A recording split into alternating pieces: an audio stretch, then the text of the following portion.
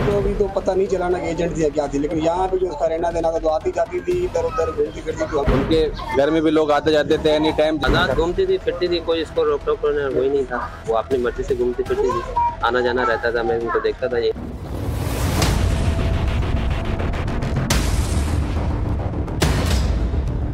इसने ये भी कहा कि मुझे यहाँ का वीजा नहीं मिल रहा। एटीएस बहुत शीघ्र अगर कार्रवाई करती है तो अच्छा है, वरना करनी सेना इसको उठा के और पाकिस्तान के बॉर्डर से वहां जाके फेंक देगी इसको ले जाकर। टाइम्स राउंड भारत पर देश के सबसे पसंदीदा डिबेट शो राष्ट्रवाद में आपका स्वागत है। आपके साथ मैं हूं राकेश पांडे। राष्ट्रवाद यानी देश से बढ़कर कुछ नहीं। क्या सीमा हैदर आईएसआई की एक ट्रेंड एजेंट है? सीमा हैदर पर अब जो खुलासे हो रहे हैं वो चौंकाने वाले हैं। आज आपको बताएंगे सीमा हैदर से पूछताछ में क्या बड़े खुलासे हुए। अब तक क्या 18 घंटों की पूछताछ में सीमा हैदर ने एटीएस को किन किन सवालों पर घुमा दिया? सीमा हैदर बातचीत में किन किन कोडवर्ड का इस्तेमाल करती थी और किसकी मदद से उसे भारत पहुंचाया गया? लेकिन आज सबसे पहले आपको कराची की वो तस्वीरें दिखाते हैं जहां पर सीमा रहती थी। ये तस्वीरें आपके सामने हैं। इसी मोहल्ले में सीमा रहती थी। ये सीमा का घर है जिसे 12 लाख में बेचकर जानकारी ये है कि वो सीमा भारत आ गई। भारत आने से पहले सीमा कराची के इसी मकान में रहती थी। देखिए पाकिस्तान के कराची से हमारी ये स्पेशल ग्राउंड रिपोर्ट। ये बिटाइयाबाद का इलाका है और धनी बख्श गोट इसको कहते हैं। कराची का इलाका है, आमदनी इलाकों में ये शुमार होता है। और ये वो घर है, इलाका मकीनों की तरफ से बताया गया है कि ये घर था जो गुलाम हैदर ने सीमा को लेकर दिया था। सीमा को जो घर लेके दिया गया था और सीमा ने 3 साल इसको रखा अपने पास। और उसके बाद बताया गया है कि भारत जाने से पहले यही घर सीमा ने फरोख्त किया और उसके बाद फिर यहाँ से भारत चली गई। ये घर में अभी भी ताले लगे हुए हैं। जो लोग आए हैं जिन्होंने ये खरीदा है उनका ये कहना है कि वो मादी में सीमा क्या करती रही, किस तरह थी, उसके बारे में उनको नहीं पता।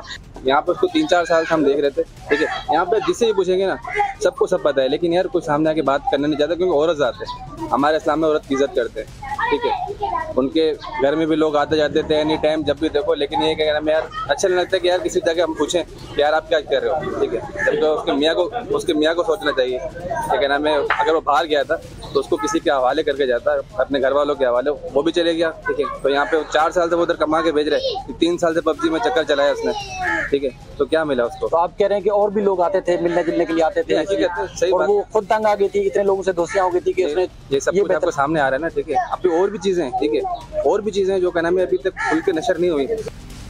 अब सोचिए पाकिस्तान के कुछ नेता कह रहे थे कि पाकिस्तान से सीमा हैदर का कोई लेना देना ही नहीं है। क्या उनके मुंह पर यह करारा तमाचा नहीं है? इस बीच सीमा हैदर को लेकर केंद्रीय एजेंसियों ने बड़ा खुलासा किया है। सूत्रों के मुताबिक सीमा को भारत में दाखिल होने के लिए प्रोफेशनल ट्रेनिंग दी गई। तीसरे शख्स की मदद से भारत में दाखिल हुई सीमा ने भारतीय ग्रामीण महिला का ड्रेसअप तैयार किया। भारतीय लगे इसके लिए मेकअप किया गया। पेशेवर लोगों की मदद ली गई। बच्चों को भी ऐसे ही ड्रेसअप तैयार किया गया। ऐसा ड्रेसअप ह्यूमन ट्रैफिकिंग या जिस्म फरोशी रैकेट में शामिल महिलाएं करती हैं। तो ये सब कुछ नए खुलासे हैं। इस बीच कोडवर्ड की बात भी सामने आने लगी। एटीएस ने सीमा से सवाल किया कि क्या फोन पर मैसेजिंग या इंटरनेट चैट के दौरान कोई कोडवर्ड का इस्तेमाल होता था।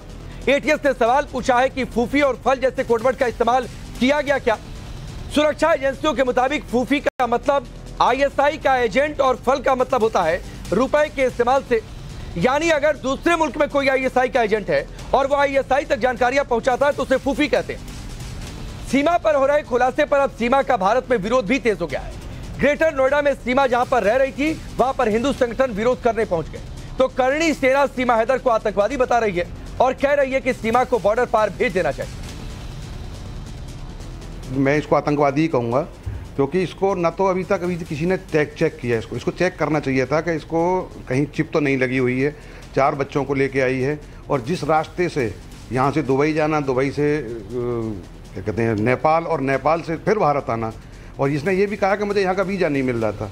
जब वीज़ा नहीं मिल रहा था और हमारे पाकिस्तान से संबंध अच्छे हैं नहीं तो इसको यहाँ आने की क्या थी। इसको एटीएस बहुत शीघ्र अगर कार्रवाई करती है तो अच्छा है, वरना करनी सेना इसको उठा के और पाकिस्तान के बॉर्डर से वहाँ जाके फेंक देगी इसको ले जाके। चलिए वो सवाल आपके सामने रखता हूं जिनके इर्द गिर्द आज की डिबेट आगे बढ़ने वाली है। पहला सवाल यह कि सीमा की जासूसी का कोड वर्ड फूफी मतलब क्या? फल का मतलब बारूद या कुछ और साजिश क्या वाकई ये गहरी है? सीमा आईएसआई एजेंट जोया, एक एक भेद क्या खुल गया? सीमा मिशन 2024 पर आई थी, सच है तो सबूत क्या है? इन तमाम सवालों के इर्द गिर्द आज की चर्चा आगे बढ़ेगी। अब आपका परिचय आज के मेहमानों से। हमारे साथ रिटायर्ड कर्नल RSN सिंह जुड़ चुके हैं डिफेंस एक्सपर्ट के तौर पर। सूरजपाल अमू प्रेसिडेंट है करनी सेना के। माजिद हैदरी कश्मीरी एक्टिविस्ट हमारे साथ जुड़े हैं। यासिर जांजवा साहब डिफेंस एक्सपर्ट पाकिस्तान के हमारे साथ जुड़ चुके हैं। हामिद खान जर्नलिस्ट है पाकिस्तान के। साथ ही फराज सईद पॉलिटिकल एनालिस्ट है पाकिस्तान के। आप सबका बहुत बहुत स्वागत है। जांजवा साहब, मैं आपसे शुरू करता हूं। ये कोड वर्ड फूफी फल, आप इसका मतलब बेहतर समझाएंगे लोगों को? मुझे आपका नाम आपने प्रोग्राम के शुरू में बताया था तो आपका नाम भूल गया है। Rakesh, I think, if I am not wrong. Yes Rakesh, ना आप इन चीजों को समझते हैं। आप टीवी पे आके इसको नमक मिर्च मसाला लगा रहे हैं। ये फौजी लोग समझते हैं, ये इंटेलिजेंस की भाषा। पहले तो मुझे ये समझाइए कि ये पाकिस्तानी है। बिल्कुल, मैं तो मानता हूं, सारे पाकिस्तानी भी मानते हैं कि ये पाकिस्तानी होगी। तो भाई इसको आप उठा के बॉर्डर पे फेंके जाके। अगर वो ISI की एजेंट है फिर तो आप लोगों के लिए माजरत के साथ विद ड्यू अपॉलजीज बड़े शर्म का मुकाम है कि उसको ऐसे तरीके से ट्रेन किया गया कि वो 4 बच्चों को लेके इंडिया घुस गई और किसी को कानो कान खबर नहीं हुई। बॉर्डर में एजेंसीज को आपके सारे सिस्टम को उसने पेनिट्रेट कर लिया।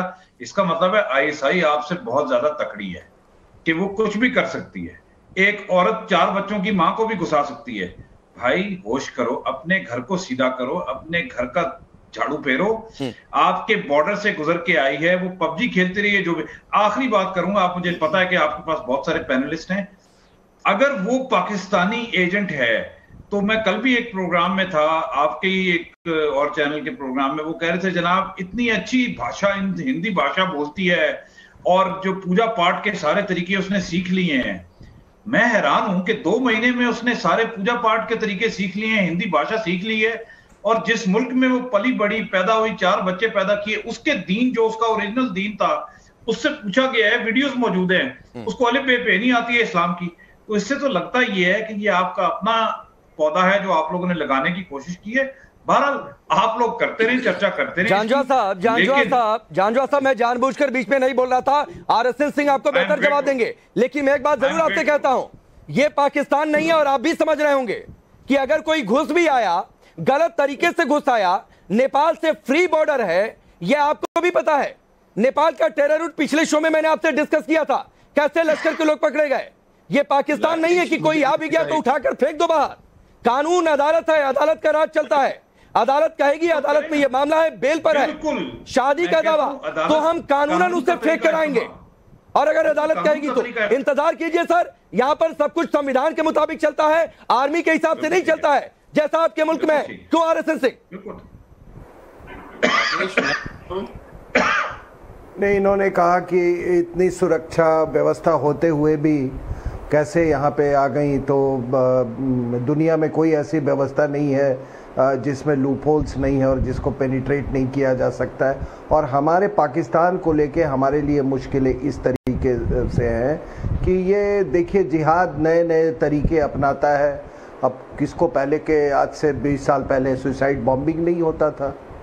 अब पूरे अफगानिस्तान वॉर में उसके बाद भी जितने दिन वो रहा, कभी वहाँ पे सुसाइड बॉम्बिंग नहीं होता था। और ये अभी आप सीमा की बात कर रहे हैं तो ये भी बता दूं आपको, ये तमाम अखबारों में लोग उसको जोड़ के नहीं देखते हैं। कई सीमाएं सक्रिय हैं और वो उस समय से सक्रिय, बड़ी बात सुन लीजिए, वो उस समय से, वो जब कोरोना काल आया उस समय से वो सक्रिय हो गई हैं। तो ये एक जिहाद का एक नया तरीका आपने इजाद कर रखा है। और जहाँ तक की बात है कि ये जो तमाम लोग कह रहे हैं विरोधाभास की, तो वो तो टेलीविज़न का यही तो फ़ायदा है। आज अगर बहुत से ऐसे लोग बोलते हैं कि मैं टेलीविज़न नहीं देखता, जैसे कि आपने उनको निमंत्रण भेजा है, ये पूरा जो ये विरोधाभास है ये टेलीविज़न के कारण ही उजागर हुआ है। वरना तो ये अगर अखबारों तक हम सीमित रहते तो कुछ नहीं पता चलता। ये मोहब्बत की कहानी पता नहीं किस रास्ते को ले जाते लोग। लेकिन यहाँ तो विरोधाभास साफ मतलब दिख रहा है। दूसरा, मैं हमेशा कहता हूँ कि ये देखिए, ये महिला ये महिला केवल कोई छोटे लक्ष्य लेके नहीं आई है, कोई छोटे एजेंडे से नहीं है। इसका पूरा राजनीतिक एजेंडा है इलेक्शन आने वाले हैं, और मैं इसमें मुझे कोई कहने में हिचक नहीं है कि पाकिस्तान की ISI यहाँ की इलेक्शंस को इन्फ्लुएंस करते रही है अपने तरीके से। और अगर ये हमारे पास ये पाकिस्तान के पैनलिस्ट नहीं होते तो मैं इससे आगे बढ़कर भी कुछ बोलता, लेकिन इतना मैं बिल्कुल कह सकता हूं कि यहाँ की राजनीति पे ISI का इन्फ्लुएंस रहा है और उसी के तहत इसको लाया गया है। ठीक है, तो हामिद खान क्या ये 2024 अगले साल चुनाव को लेकर ISI की साजिश है जो RSN सिंह कह रहे हैं, और उसी लिए प्लान किया गया सीमा हैदर को दुबई वाया नेपाल और उससे पहले हनी ट्रैप में क्या के शख्स को फंसाया गया ताकि शादी पहले हो जाए और उसके जरिए प्लान किया जाए? देखें राकेश, बात यह है कि आपका मीडिया, आता हूं जानवा साहब, एक टिप्पणी सबसे ले लूं। जी राकेश, आपको आवाज आ रही है? आ रही हामिद भाई जी। राकेश देखें, बात यह है कि आप खुद बैठ के ना इंडिया के मीडिया और इंडिया की सरकार फैसला कर ले कि सीमा को हीरो बनाना है या ISI का एजेंट बनाना है। पिछले 10 दिन से आप उसको हीरो बना रहे हैं कि जी उसने धर्म परिवर्तन कर लिया, उसने जनाब सारा कुछ छोड़ दिया। अब नहीं हामिद भाई, हमने कभी हीरो नहीं बनाया, धर्म परिवर्तन कर दिया। इस आधार पर हमने ये बताया कि धर्म परिवर्तन किया तो आपके सिंध में धमकियां दी गई, हिंदू मंदिरों को टारगेट किया गया, हिंदुओं को टारगेट किया गया, तो ये मत कहिए कि हमने हीरो बना दिया। अगली बात सुन लें, अगली बात सुन लें। बात यह है कि देखें, पबजी इंडिया में बैन है, सचिन पबजी खेलता रहा, इसका मतलब ये कि वो रॉ के कहने पे रॉ उसके अंदर इन्वॉल्व है। ये सारा रॉ का प्लांटेड एक मंसूबा है जिसके अंदर आप राहुल गांधी को भी निशाना बनाएंगे। अरे भैया हामिद खान आप राहुल गांधी की चिंता मत करिए सर। राहुल गांधी इस देश के नेता हैं, उनका पॉलिटिकल फ्यूचर क्या होगा नहीं होगा वो इस देश की जनता तय करेगी। इस देश के हर एक नेता को आप मत घुसिए हामिद भाई, उसमें आप मत घुसिए हामिद भाई, आप बिल्कुल मत घुसिए। चुनाव की राजनीति पाकिस्तान से ना मिलाया करें। जब भी मोदी को सरकार को मुश्किल पड़ती है वो पाकिस्तान आपके नेता क्या करते हैं हामिद भाई? आपके नेता क्या करते हैं? आपके नेता इमरान खान खुलेआम कहते रहे कि आतंकियों को हमने ट्रेन किया। नहीं, जब भी सरकार मुश्किल में पड़ती है आप कश्मीर का राग रखते हैं, आप हिंदुस्तान की बात करते हैं। आपने उड़ी करवाया, तो ये पॉलिटिक्स मत सिखाइए। और सुनिए, उरी की बात कर रहे हैं सर, जब भी उरी होगा तो सर्जिकल स्ट्राइक, एयर स्ट्राइक याद रखिएगा कैसे घर में घुसा था हमारे सैनिकों ने, बिल्कुल रखिएगा। और कम से कम जंग में अमू जी मार के वापस भाई उसे अभिनंदन को घुट्टों के बल छोड़कर आया वाघा बॉर्डर तक। अमू जी पाकिस्तान तो कम से कम ना सिखाए कि युद्ध कैसे लड़ा जीता जाता है। अमू जी आप किस दिन की बात कर रहे हैं? आपको समझा, चलिए सुनिए हामिद भाई, हामिद जी जरा शांति से सुन लीजिएगा। जो इंडिया की पब्लिक है उसको ये समझना चाहिए इंडिया की। अरे हामिद जी सुनिएगा भैया, इनकी आवाज डाउन करो राकेश। सरकार फिर हामिद खान प्लीज दूसरे पैनलिस्ट को सुनिए, रुकिएगा तो सही। रुक जाइए हामिद भाई सूरज पलामू। अरे मामू जान थोड़ा रुको जरा। जिस प्रकार से ISI ने ये जो तोहफा ये गिफ्ट पैक करके हिंदुस्तान को भेजा, ये तोहफा हिंदुस्तान को कबूल न था न है न होगा।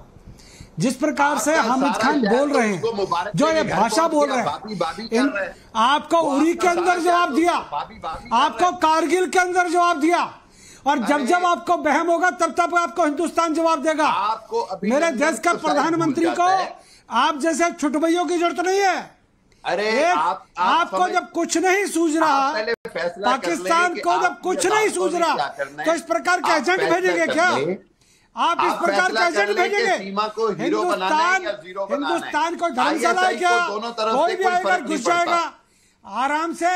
जो इज्जत से आपने तोहफा भेजा है उस तोहफे को बाइज्जत बॉर्डर तक छोड़ के चिंता ना करें, क्योंकि वो पाकिस्तान की बेटी है। अगली बात सुन ले, जो फूफी है ISI की, उसको सम्मान से वापस भेजेंगे। ATS जांच कर रही है और जांच में हमको शक था, है और रहेगा। आप चिंता ना करें। देखो धर्मशाला का हिंदुस्तान, किसी को भी भेजोगे, 4 बच्चों के साथ भेजोगे और हम लोग एक्सेप्ट करेंगे। ठीक है। अजीत डोभाल धैर्य रखिएगा और अजीत डोभाल और अमित शाह फिक्र करें कि इतनी बुरी सिक्योरिटी है तो हमारे और भेज रहे हैं क्या? वो नंबर वन। अरे सुनिए हामिद भाई कम से कम अजीत डोभाल का तो नाम मत ही लीजिए, आप छोड़ दीजिए सर, उनकी हिस्ट्री पर जाऊंगा बहुत सारे जख्म आपको याद आने लगेंगे। और 71 याद करिए, अगर जंग और जीत की बात करते हैं कैसे पाकिस्तान दो टुकड़े हो गया था, तो मत जाइए उधर, डिबेट नहीं है, मत जाइए उधर, डिबेट नहीं है। 71 में क्या हुआ था अलग से आप जंजुआ साहब से समझ लीजिएगा, वो आपको बेहतर तरीके से बताएंगे। रुक जाइए माजिद हैदरी, रुक जाइए, एक पैनलिस्ट अभी भी बाकी है, एक पैनलिस्ट अभी बाकी है। माजिद हैदरी, पाकिस्तान कम से कम तो ना सिखाए कि यहाँ की पॉलिटिक्स क्या होगी और कैसे होगी और किस नेता को लेकर क्या यहाँ पर बातचीत होगी, क्योंकि जब भी उन्हें ध्यान भटकाना होता है तो कश्मीर की बात करते हैं। आता हूं मुसाद, माजिद हैदरी। राकेश भाई, सबसे पहले तो मैं भारतीय मुसलमान होने के नाते आज मैं अपने माननीय प्रधानमंत्री श्री नरेंद्र मोदी जी को सैल्यूट करता हूं। सैल्यूट इसलिए करता हूं क्योंकि जो आज वीडियो आया, जो टाइम्स नाउ ने भी शेयर किया, जब वो हाल ही में फ्रांस गए थे, लेकिन माननीय प्रधानमंत्री जी ने होंठों के नजदीक भी नहीं लिया। परंपरा, प्रतिष्ठा और अनुशासन का ऐसा तालमेल मैंने आज तक नहीं देखा। मोदी जी, आपने भारत के मुसलमानों का दिल जीत लिया है अपने स्टाइल से। We love you Modi ji. और ये मेरे पड़ोसी मुल्क के लोग भी सुन लें कि हमारे सेक्युलर भारत के प्रधानमंत्री कैसे हैं। अब देखिए राकेश भाई, यहाँ जो हमारे पाकिस्तान के मेहमान बैठे हैं, इसमें से एक भाई से थैंक दो आप इधर। मेरे भाई, हम लोग हिंदुस्तानी औरत को फुटबॉल नहीं समझते कि आपके उधर फेंक दे इधर फेंक दे। हम औरत का आदर करते हैं, उसकी इज्जत करते हैं, फुटबॉल नहीं समझते। आपने कितने गलत अल्फाज के भाई, आप उसे इधर फेंक दो। पहले आप समझें कि औरत को कोई भी है, वो कोई है, प्रेमिका है, जासूस है, कोई है, सबसे पहले नारी जाति का आप लोग आदर करना सीखें। आप लोगों में इतनी भी तमीज नहीं कि आप औरत का नाम अच्छे से ले। कैसा अल्फाज आपने कहा कि उसको फेंक देंगे। हमने जंजुआ साहब ने वही बात कही। जंजुआ साहब ने वही सोच के बात किया करें। आप भारत में बात करें, आपके मुल्क में तो वहाँ गोलियां नोचना, एक दूसरे को नोच देना वो आदत है, लेकिन हम लोग बड़ा तमीज वाला देश है। हम लड़ते भी हैं, बड़ी तमीज से लड़ते हैं। आपकी मजबूरी है, गलत अल्फाज का इस्तेमाल नहीं करते। उस औरत को फेंको इधर इधर फेंको। भाई औरत फुटबॉल नहीं होती आपके मुल्क में, हमारे मुल्क में नहीं। आमिर भाई, यहाँ पर कश्मीरियों की कोई मजबूरी नहीं है। मजबूरी वहाँ पर पीओके में जो मुस्लिम है, जो वहाँ के लोग हैं, उनकी मजबूरी है। और वो इंतजार कर रहे हैं कि कब वो हिंदुस्तान में वापस आ जाए। मोदी जी के गीत गाएं, ये कोई मजबूरी नहीं है भाई। माजिद हैदरी की पॉलिटिकल सुनिए आमिर भाई, माजिद हैदरी की पॉलिटिकल विचारधारा कुछ और है। वो किसी पार्टी से समानता रख सकते हैं, अलग रख सकते हैं, लेकिन जब बात हिंदुस्तान की आती है तो हिंदुस्तान के साथ हैं, आपके पाकिस्तान के साथ नहीं है। और वो मानते हैं कि पीओके हिंदुस्तान का हिस्सा है। तो मत सिखाइए हिंदुस्तान के मुसलमानों को। लेकिन दूसरे से बात करेंगे, परिवार बन के बात करेंगे, और तब हमारे मुख्यमंत्री प्रधानमंत्री जी होंगे। और आप भी थोड़ा सीख लीजिए। आपके तो आर्मी जनरलों के घर से शराबों की बोतलें, और हमारे प्रधानमंत्री को देखिए। थोड़ा सा आप सोचिए, मैंने आज क्या आपको समझाया है, क्या आपको आज शिक्षा दी है, क्या पढ़ाई लिखाई सिखाई आज मैंने आपको? मुझे वहाँ के लोगों ने, जनता ने जब पिछले दिनों हम। अच्छा चलिए, मैं आगे बढ़ता हूँ। जांजुआ साहब, एक मिनट, माजिद हैदरी और हामिद भाई, आप लोग शांत होंगे। रुक जाइए भाई, अरे रुक जाइए बड़ा जुल्म हो रहा है। अरे रुक जाइए प्लीज प्लीज। जांजुआ साहब को रखिए। नहीं हामिद भाई रुक जाइए, अभी सिर्फ जांजुआ साहब की आवाज होने जाएगी। जांजुआ साहब, एक चीज बताइए, अब ये तस्वीर लगभग साफ हो गई है कि सीमा हैदर का भाई और चाचा आर्मी में। आप कुछ और जानकारी दे पाएंगे इस पर? अच्छा, पहली बात तो ये है, आपने एक मेरी बारी के बाद एक बात की थी, हनी ट्रैप का वर्ड यूज किया था। मेरे भाई, हनी ट्रैप का पहले मतलब तो समझ लो। मैं आपको इसके भाई और चाचा वाली बात के ऊपर भी बात कर लेता हूं, लेकिन थोड़ा सा वक्त पहले से ही दे रहे हैं सर। हाँ, ये अभी मामला चलता रहेगा, अलग से समझ लूंगा। रावलपिंडी हैदराबाद में क्या होता है, केवल भाई और चाचा पर अभी जानकारी दे दीजिए जी। केवल भाई और चाचा पर क्या जानकारी लेनी है? होंगे उसका भाई आर्मी में, होगा उसका चाचा आर्मी में। अगर उसने हनी ट्रैप बनना था तो वो सचिन जो के किसी स्लम्स में रहता है उसके साथ आके शादी करती, फिर तो वो किसी कर्नल, किसी ब्रिगेडियर या किसी नहीं, आपने सवाल का जवाब दे दिया। आरएसएस से तो भाई अगर एक महिला इलीगल तरीके से भारत में घुसे तो जरा जांजुआ साहब को समझाइए कि उसका भाई चाचा अगर आर्मी में है, पाकिस्तान की आर्मी में, तो उसके क्या मतलब निकलेंगे? तो उसका भाई आर्मी में है, तो उसका भाई आर्मी में किस रैंक पे है? आरएसएस सिंह, 20 सेकंड रुक जाइए जांजुआ साहब, सिर्फ आरएसएस सिंह क्या बात होने। और किस रैंक पे है उसका भाई, ये भी तो बताओ ना जरा लोगों को। नहीं, ये जो ये बात कह रहे हैं कि हनी ट्रैप के लिए उसने इस शख्स को ही क्यों चुना, तो ये कैसे आपको मालूम है कि वो एक ही, ठीक है, माफी के साथ रोकना पड़ेगा। वक्त इतना ही है, वक्त इतना ही है, आगे इस पर हम बहस करेंगे। जानजुआ साहब, आपने खुद जवाब दे दिया, भले आप अब सवाल का सीधे तौर पर जवाब ना दें कि भाई और चाचा आर्मी में होंगे, यानी पाकिस्तान का ये कबूलनामा कि भाई और चाचा आर्मी में है। वक्त इतना ही, आप सबका बहुत बहुत शुक्रिया।